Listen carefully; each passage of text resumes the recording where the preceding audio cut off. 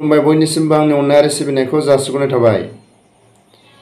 गिबियावनो आं दिनै सासे XNDB सोद्रोमाया गावनि रोंगौथिखौ लानानै एग्जाम होनायनि उनाव दिनै बर' मिडियामनि गुदि फरायसालि LP स्कुलनि फोरोंगिरि मोननायनि उनाव जेब्ला बिथाङा गुवाहाटीआव फैदोंमोन, बिथांजों लोगो मोननायनि उनाव मोगा-मोगि सावरायनायनि उनाव दिनै रायजो राजानि सिगाङाव फोरमायनो हानाय बिथाङा गावनि खुगानिफ्राय मा फोरमायदोंमोन। लोगोसेयै गरम बन्द होनायनि उनाव बर' फरायसा आफादा बे मास मोनसेखौ फरायसाफोरनि सायाव बिना राङाव फोरोंनायनि दायथ' लादों। बिथाङा गोजोननाय मोनदों। नाथाय बे मास मोनसे फोरोंनायखौ दायथ' लानानै उननि समफ्राव जेब्ला क्लास जायो, बे क्लासनि उनाव मा जेंना दं नैबेखौ स्पष्ट आंनि सिगाङाव फोरमायदों। बेखौनो आं दिनै आंनि चेनेलनि गेजेरजों रायजो राजानिसिम फोरमायहरनो गोनां जादों। आरो आंनि चेनेलनि गेजेरजों दिनै बिथांजों आंजों सावरायनायाव गोरोन्थि जादोंब्ला बर' हारिनि गेजेराव बर'फोरनि गुबुन आफादफोरनि, बर' फरायसा आफादनि, राजखान्थि दैदेनगिरिफोरनि बर' हारिनि गेजेराव आखाइ खबजोबनानै निमाहा बियो।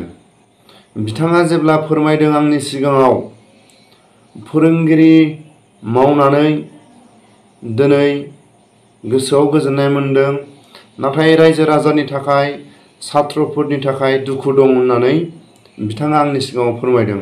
बे समाव आङो दिनै सरकारि स्कुलाव माबायदि आरो प्राइभेट स्कुलाव बेसेबां बर'सा दं, बिथांजों आं सोंनाय आरो बिथाङाबो आंनि सोंनायाव फोरमायदोंमोन।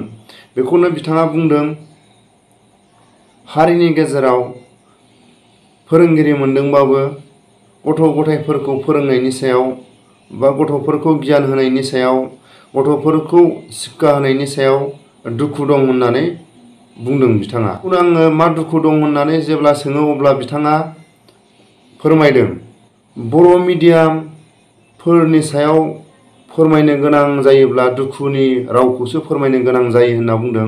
बिथाङा हाइ स्कुल, एम इ स्कुलनि खोथाखौ बुङाखै, LP स्कुलनि खोथाखौ बिथाङा LP फोरोंगिरि मोननायखायसो फोरमायदों। नाथाय हाइ स्कुल, एम इ स्कुलनि जेंनाया मा दं बिथाङाबो मिथिया, आंबो मिथिया। नाथाय बिथांनि जेब्ला LP स्कुलनि फोरोंगिरि मोननायनि उनाव बिथाङा मा फोरमायखो बेखौनो रायजो राजाया खोनासंलांगोन होननानै आसा खालामो। बर' मिडियामफोरनि फोरोंगिरिफ्रा फ्राय बाहागोआवनो 2 बा 3नि बांसिन गैया होननानै बुंदों। सोलोंथाइखौ गोजौ फरायसालिफ्राव दिखांहरनो गोनां जायोब्ला सोलोंथाइनि गोनांथि आरो गुदि फरायसालियावनो थख' मोजाङै दाजाब दानख' माखासे बानानफोरखौ बुजाबनाय आरो मा हांखो होदेरनानै मा हांखो जायो, बिथांमोना बेसेबां साननाय फारि, दाजाबनाय फारि बिथांमोना फोरोंनो गोनां जायो होनो। बेफोरखौ मोजाङै जुदि गुदि फरायसालियाव सोलोंथाइखौ होनानै हरोबासो गोजौ फरायसालिफ्राव मोजाङै शिक्षा लानो हाहैनाय जायो होननानै बुंदों। बेखौनो बुंदों बिथाङा, जेब्ला आयदा फोरोङो, 2 फोरोंगिरिया मोनबा आयदाखौ फोरोंनायाव उसुबिदा जायो होननानै बुंदों। बे साबजेक्टफोरखौ मोनबा साबजेक्ट लानांगौब्ला माखासे मोजाङै गोसोआव सोहोनांगौआ, मोजाङै गोसोआव लाहोनांगौआ सरासनस्रा जायो होननानै बिथाङा बुंदों। बिनि थाखायनो दिनै बिथाङा मोनसे दुखु दङ। बर'फोरनि गेजेराव दिनै गावजों गाव सोंखारिलायनायखौ, गावजों गाव माखासे दिनै गेना गोरोन्थिफोरखौ ज्राब गारनानै बर'फोरनि माखासे जौगानाय, बर'फोरनि दिनै सोलोंथाइखौ जुदि होनो गोनां जायोब्ला, गथ' गथायनि सायाव भबिष्यतखौ साननो गोनां जायोब्ला बयबो रायजो राजाफ्रा जि आफादानो फोरोंगिरि नांगौ जानायाव सोमावसारो, बेयावनो बर' रायजो राजाफ्रा हेफाजाब होनांगोन। आरो बर' फरायसा आफादफ्रा बे फोरोंगिरि नांगौ जानाय समफ्राव सोमावसारनाय जायोबा रायजो राजाफ्रा हेफाजाबखौ होनांगोन। अब्लासो बर' फरायसाफोरनि, बर' रायजो राजाफोरनि सोलोंथाइ गथ' गथायखौ सोलोंथाइ होलांनायाव मोजाङै जौगालांनायनि फोरोंगिरिफोरखौ नांगौ जानाय समा दिनै नुजासारदों आरो बे नुजासारनायखौ बर' रायजो राजाफ्रा नारसिननो रोङाब्ला उननि समाव बर' फरायसाफोरनि सोलोंथाइ लानाया आदा खावनिया जालांगोन होननानै बिथाङा फोरमायदों। बिनि थाखायनो आं बिथांमोनजों मोनसे बाथ्राखौ सोंबावो, प्राइभेटनि फरायसालिफ्राव बेसेबां आसा खालामनो हायो आरो सरकारि स्कुलाव बेसेबां आसा खालामनो हायो होननायाव बिथाङा बुंदों, आंनि बुंनांगौखौ आं बुंखांबाय, नाथाय प्राइभेट स्कुलाव मा जायो होनना बुंदों, मोनबा आयदायाव मोनबा फोरोंगिरि थायो। होमबा बिथांमोना थख' सोलोंथाइखौ होनो हानाय, बिथांमोना साबजेक्टफोरखौ मोजाङै थख' फोरोंलांनो हानाय मोनसे थासारि दं होननानै बुंदों। दा दिनै फोरोंगिरिफ्रा नाजासेयाव मोजाङै जुदि गावनि गथ' गथायफोरखौ नारसिननो गोनां जायोब्लाबो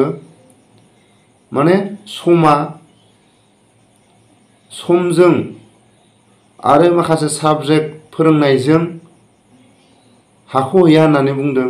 बेनि थाखायनो बेफोरखौ फोरोंगिरिनि गोनांथिथार होननानै बे बिथाङा बुंनायाव रायजो राजाया मा सानो आरो रायजो राजाया जुदि नंमारगौब्ला माखासे नायबिजिरनाया मोजां। आरो बिथाङा बुंबावदों, रायजो राजाया जुदि फोरोंगिरिफोरखौ अरायसम फोरोंनाया मोजां नङा। भेन्सार स्कुलाव फोरोंगिरिफ्रा नांगौ बायदि दंमोन आरो नांगौ बायदि भेन्सार स्कुला रायजो राजानि रां रुफा खांनायाव फोरोंगिरिफ्रा मावनो गोनां जादोंमोन। नाथाय दिनै सरकारि स्कुल जानायनि उनाव नांगौ बायदि फोरोंगिरि होआखै होननानै बुंदों। बिनि थाखायनो रायजो राजाखौ मोनसे खावलायो, बिथांमोना जुदि फोथायनाय गैयाब्ला जेब्ला फरायसालिया खुलिगोन अब्ला बिमा बिफाया थांनानै बे आयदा फोरोंनायाव थाफायोबानो स्पस्ट मानि थाखाय दिनै फोरोंगिरिनि गोनांथि जादों आरो मानि थाखाय दिनै उसुबिदा जादों बेफोरखौ स्पस्ट मोनथिगोन होननानै बिथाङा खावलायदों। बेनि थाखायनो आं खावलायो रायजो राजाफोरखौ उननि समाव फोरोंगिरि नांगौ जानायफ्राव जाहाथे गावजों गाव दावराव दावसिफोरखौ नागारलायनानै बर'फोरनि जौगानाय, बर'फोरनि सोमावसारनायफ्राव गोरों गोरा नांगौ जानानै फैयो। बे गोरों गोराया जुदि गुदि फरायसालियावनो जुदि मोजाङै गियानखौ मोजाङै सोलोंथाइखौ होनो हायाबा गोजौ फरायसालिफ्राव माब्रै सोलोंथाइखौ लाहैनो हागोन। बिनि थाखायनो बर' रायजो राजानिसिम मोनसे मिजिंथिनाय दङ, जाहाथे गुबुन आफादफोरखौ बिमा बिफाफ्राबो खावलायो आरो रायजो राजाफ्राबो आरो राजखान्थि दैदेनगिरिफ्राबो बर' मिडियामफोरखौ नाजालाङो। बिनि थाखायनो बयनिसिमबो खावलायनाय थाबाय। आरो बिथाङा बुंबावदों, गथ' गथायफोरखौ सानसेयाव सासेयाव 3 रांल' बा थाइथाम थाखाल' सासे गथ'नि एकाउन्टाव हाबो होननानै बुंदों। थाइथाम थाखाजों सानसेयाव मा मोनो नैबेखौ बुंदों। आरो आं सोंबावदोंमोन, गुदि फरायसालिनि फोरोंगिरिफोरनि दानसेयाव बेसेबां रां मोनो फोरोंगिरिफ्रा। बिथाङा बुंदों, जायफोर दिनै BA कमप्लिट जानाय बिथांमोननि दरमाया एसे बांसिन, जायफोर PU पास जानाय बिथांमोनना एसे खम आरो जायफोर दिनै हेड मास्टारफोरनि दरमाया एसे एनैल' थाइसे थाइनैल' बारा होननानै बुंदों। नाथाय गथ'फोरखौ जाहोनाया थालिर थाइसेयानो थाइथाम थाखानि मोना। बिनि थाखाय दान मोनसेयाव 90 थाखाल' सासे गथ'आ, अब्ला बेखौ सम बारै जाहोनो गोनां जायो होननानै बुंदों। नाथाय दिनै बर' रायजो राजाफ्रा बेफोरखौ स्पस्ट मोनथियाबो जानो हागौ। बै समाव सामफ्रामबो जाहोयोमोन। बै समाव सामफ्रामबो जाहोनो हानाया ओरैबायदि मोनसे बुंदों, सात्रफ्रा जुदि 100 जन सात्र दंमोनब्ला बेहाय 200 जन हरदोंमोन होननानै बुंदों। दानि जुगाव अनलाइनखाय बेफोरखौ हाला होननानै दिनै थख' थख' हिसाब पत्रखौ हरनो गोनां जायो होननानै बुंदों। बिनि थाखायनो दिनै जा रां फैयो सात्रनि मुङाव नैबेखौ सानसेयाव थाइथाम थाखाजों गथ'फोरनो जाहोनायाव उसुबिदा जायो होननानै माखासे समखौ बारहो जाहोनो गोनां जायो होननानै बिथाङा बुंदों। बिनि थाखायनो बर' रायजो राजाफ्रा नैबेफोरखौ स्पष्ट मोनथिना मोजां आरो उननि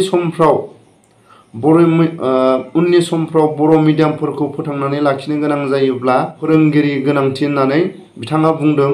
बिनि थाखायनो आङो रायजो राजानिसिम मोनसे खावलायनाय आरो आं दिनै बै समाव जोङो जायफोर बर' मिडियामनि फोरोंगिरिफोरजों मोगा मोगि सावरायनो उसुबिदा जोंहा लाजिनाय आरो बिथांमोनाबो माखासे जोंजों क्ल'ज नङामोन नैबेफोराव फोरोंगिरिफोरजों सोंनाय फिननायफोरखौ लालायनो थाखाय जोंहा एसे उसुबिदा दंमोन। नाथाय जोंनि लोगो बिथाङा फोरोंगिरि मोननायनि उनाव चिरां डिस्ट्रिक्टआव जोंनि सासे एक्स एनडिएफबिनि सोद्रोमाया जेब्ला फोरोंगिरि मोननायनि उनाव गुवाहाटियाव बिथाङा फैनायाव जों सावरायलायनायनि उनाव नैबे बिथांजों सावरायलायनायनि उनाव स्पष्ट खोथाखौ आङो मोनथिबाय। बे मोनथिनायनि उनाव रायजो राजानि सिगाङाव नैबेखौनो फोरमायो, माखासे प्राइभेटजों सरकारिजों डिफारेन्सआ दंमारो।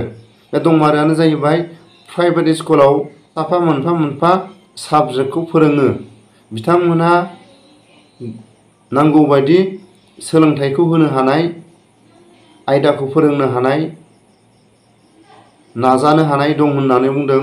नाथाय सरकारि स्कुलाव सानै फोरोंगिरिया मोनबा आयदा फोरोंनांगौआव उसुबिदा दं होननानै आरो नाजासेयावबो बिथांमोनहा जेरैबायदि बिथांमोनखौ समजों फोरोंनांगौ जानानै फैयो, नैबेहाय स्पष्ट थख' थख' फोरोंनायाव समनि माखासे उसुबिदा जानानै थायो होननानै बुंदों। बिनि थाखायनो बिथांनि बुंनाय बायदियै, जोंनि सावरायनाय बायदियै जुदि नंमारगौबा रायजो राजाया बिजिरनानै बर'फोरनि गेजेराव बर' मिडियाम गुदि फरायसालिफ्राव दिनै बिदिनो गोनांथि जानानै दंबो जानो हागौ। बिनि थाखायनो आबसुफ्रा नैफोरखौ नायबिजिरनाया मोजां, बर'फोरनि गुबुन गुबुन आफादफोरनि दैदेनगिरिफ्रा नायबिजिरनाया मोजां, राजखान्थिनि दैदेनगिरिफोरनि साननाय हनाया बर' मिडियामफोरखौ स्कुलफोरखौ राजखान्थि दैदेनगिरिफ्रा नोजोर होनायाबो मोजां। बेखौनो आं खावलायनानै आंनि बुंनायाव गोरोन्थि जायोब्ला बयनिसिमबो आखाइ खबजोबनानै निमाहा बियो। उननि समफ्राव गथ'फोरनि जानायनि माखासे सानसेयाव 3 रांखौ एसे बारायदेरनो हायो नामा, आरो जायफोर दिनै फोरोंगिरि नांगौ जानायाव रायजो राजाफ्रा थाबैनो बुंनानै नांगौबायदि हेफाजाबखौ जायफोर फोरोंगिरिफ्रा दिनै उसुबिदा जादों, जायफोर फोरोंगिरिफ्रा दिनै बिथांमोनहा सात्रफोरखौ फोरोंनायाव उसुबिदा जादों, बिथांमोनहा बिमा बिफायाबो थांनानै बिथांमोनजों थाफानानै जाहाथे बुजिसारो, बेखौनो आङो खावलायो। बयनिसिमबो बर' हारिनि गेजेराव आखाइ खबजोबनानै गोरोन्थिफोर जायोबा निमाहा होगोन होननानै बयनिसिमबो अराय सम मिजिंथियो।